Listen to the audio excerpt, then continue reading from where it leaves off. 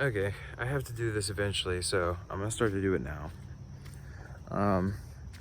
I may do this video on Tektites in entirety, or I may just do it on one or two specific ones. I'm not 100% sure, but I'm gonna do a video on crystals really quick, just because I really have been kind of really enjoying them and working with them a lot recently. So I guess I'll talk about Saffronite. So Saffronite is the one on the top. The one in the middle is called Moldavite. Let's see if I can get a good. And then the bottom one is Libyan desert glass, and then the one in the back is blue Kyanite. So the first one that I'll talk about is Saffronite. Saffronite I've been working with now for about 3 months or so, and it has a very, very high vibrational energy, but it's also soothing in a way.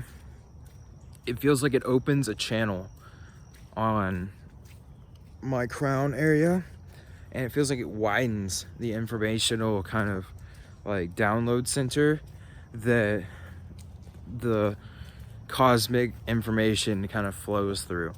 It feels like it gives me a little bit of physical energy, and it feels as though it has a vibration to it. So when you put it in your hand, you can literally, the first time that I put it in my hand, it made my whole arm and then up into my chest like started to vibrate. But like it was it was like a buzz. It was like zzz, like a shock almost, but not really. It was a vibration, you know, and it went up, and I felt that, and I was like, oh my gosh, I need to get this, because this is amazing. Like, this is literally like, I don't know, it just struck a chord for me, you know. So I got it, and I started wearing it every day. And in my previous videos, you can see me wearing it a couple times. It was the double, like it was 2 little pieces stacked on top of each other, and that also disappeared with my other Moldavite. I'm sure they'll come back eventually though, but maybe they won't. I don't know. I hope they do, but we'll give it a good kind of good luck charm right now. So yeah, they're gonna come back. Anyways, so the Saffronite's energy has been really, really healing, and it's helped for me to notice synchronicity a little bit more, and it's helped for me to bring it about more as well. And honestly, it's just comforting to wear. It feels very, very soothing and comforting to me. I guess I'll go ahead and do these 3 Tektites. So the next one that I've worked with, and I'll probably do more videos on these, but is Moldavite, and this is recent. It's only been, you know, a couple of weeks now that I've been able to work with Moldavite, so I don't have that much to say, and I'll make an update video later. Well, I do have a lot to say, but it's not based on a whole lot of time. It's more based on a lot of experiences with it in a short amount of time, like feelings wise. So I feel it, and it has this very, very, very specific feeling to it. It's like this high buzz, kind of like soft. It's almost like it's like buzzing so fast that it feels soft. I don't know how to explain it. It's really, really interesting. It feels electric. It feels like if it has an energy to it. It has a very strong energetic feel to it. And it feels very good for the heart chakra, but it just, in general, I can feel in the like, as soon as I touch, the first time I touched it, I could feel it. I literally, for this one in particular, as soon as I took it out of the mailbox and like literally touched my hand after I got it out of the package, I felt it. I literally made my whole hand start buzzing, and I feel it now. Like literally, it just makes you want to feel the stone. I don't know how to explain it, but it's just like it has an energy to it, like a very specific energy. I'll make some more stuff about it, about like more life situations and stuff like that, and synchronicity things like that show up. And by the way, I think I said the word synchronicity at 444 right there, so I thought that was pretty cool.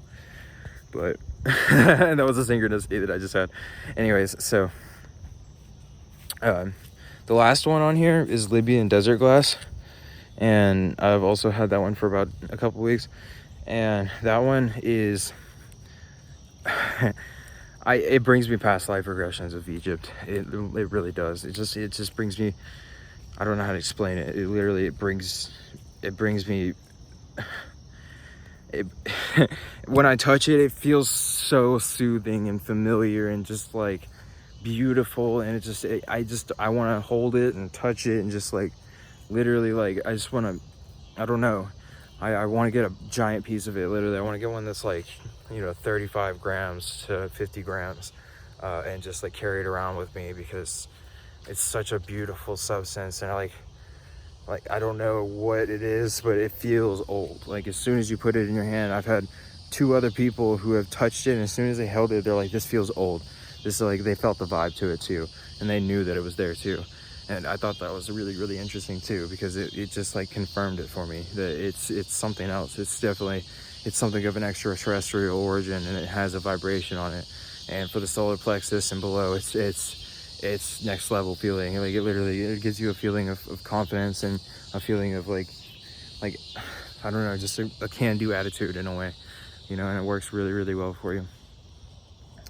For me, it just feels really good. It feels so good to just feel it. I don't know. It has this energy of playfulness, happiness, joy,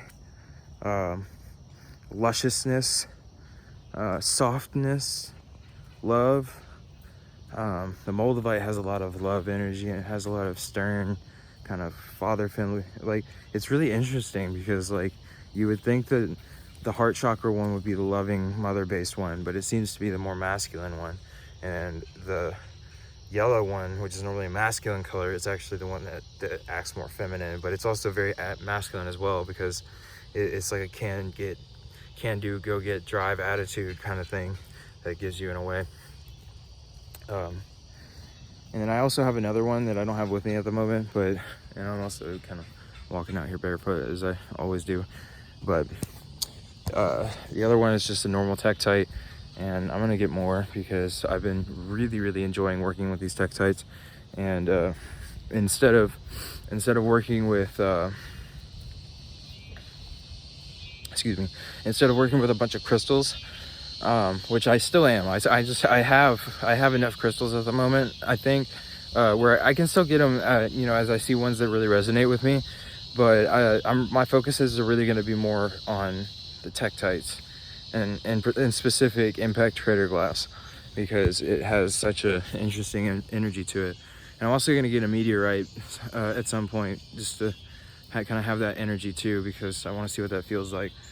But I'm not really trying to like have a huge collection of anything like that, but I definitely want to have a couple of pieces of this Moldavite and Libyan desert glass, just because it has such a profound energetic shift for me, and it feels so beautiful, and it's such a, I don't know how to explain it.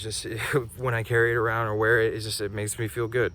It just makes me feel really good. Like, it feels like I don't really need anything in particular. I feel calm and just aware, and just I feel like I can channel my energy a lot, kind of like cleaner, I guess, in a way, or keep my direction of thought in a really kind of pointed, focused direction. Yeah, it feels really good. I really, really like these Tektites. They're really interesting, and they're really cool. I guess I'll do this one really quick as I'm walking around to the end of the trail. So blue Kyanite is good for communication. It's good for the throat chakra. It's good for really opening up your expression, or if you're feeling like blocked in expression, it really helps to be able to express yourself even if you don't feel like it. So that's why I kind of like added it to this. Well, it's not why in particular, because I had the solar plexus for the lower chakras, or I mean the Libyan desert glass, and then for the heart, Moldavite, and then third eye, the Saffronite. So and then behind it for the throat, I did the Kyanite, and the Kyanite is really soothing, calm. It's like a, let's go boy. Let's go, boy. I love people. I wonder if they're doing backflips into the river.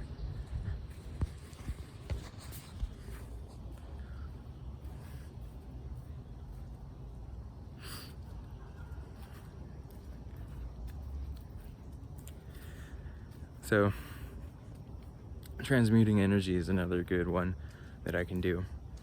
A lot of times people feel uncomfortable in situations like that, but literally, instead of feeling uncomfortable, you can transmute that into laughter and happiness, and you can send love to both them and yourself in that situation.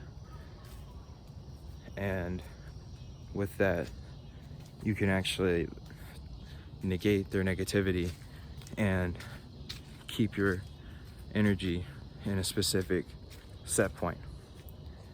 So it's interesting to see, once you see how much of a game all this stuff is, and you really start to work on your energy, you work on your physical body, you work on your mental body, then there's really nothing to worry about at all, ever. No matter how negative somebody is, it's all about your mindset and the way that you think about yourself and the way that you hold yourself. It's very important. Keeping yourself into a space of I don't want to say Zen, but it's a Zen-like state of understanding that anything that you do where you redirect your attention in a negative way, meaning like you do something that makes you feel bad in some sort of way, you need to become aware of every single one of those things. And because it's almost like an addiction. As soon as you start to do it, you redirect your attention to something else that you know will, like, give yourself a few different things that will bring you back into a positive vibration.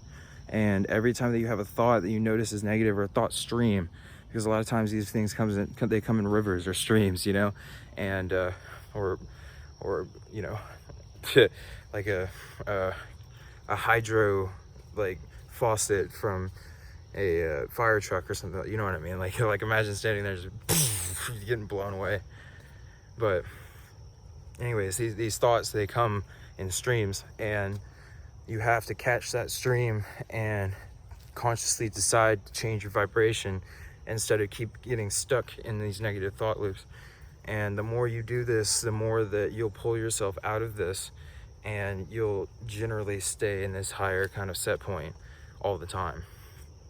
And then eventually you'll just sit here and watch all of these other people go through all of these negative emotions, and you'll stay generally feeling really mentally good, therefore just kind of laughing through the whole thing. And it's really interesting to experience this, but it's so much better than getting caught in negative emotions, honestly. Like, I've now gotten to the point where it's like, the way that I put it in a way is like, imagine you have a dictionary of negative emotions, and I've kind of gone through, I'd say probably 90% of the checklist of those negative emotion dictionaries in my bank of emotions or whatever, and kind of check those off to the point where they don't really like bother me at all anymore, and eventually will stop manifesting completely. And then the other 10% I'm obviously working on all the time, and it really doesn't, those still don't bother me like that. It's not 10% that bothers me at this point. It's literally like 2% or less that bothers me. It's just 10% that I know that I haven't really completely checked off, where there are some times or specific times where it will bother me, when, you know, I'm just, I don't know, like if I'm having a very, very intense emotional kind of like ride for that day or that week or that month or whatever, then sometimes something that would emotionally set you off before, or I mean wouldn't emotionally set you off before, will emotionally set you off that time. So it's just dependent on that. I think that's good for today, so I'll make another video later. Thank you.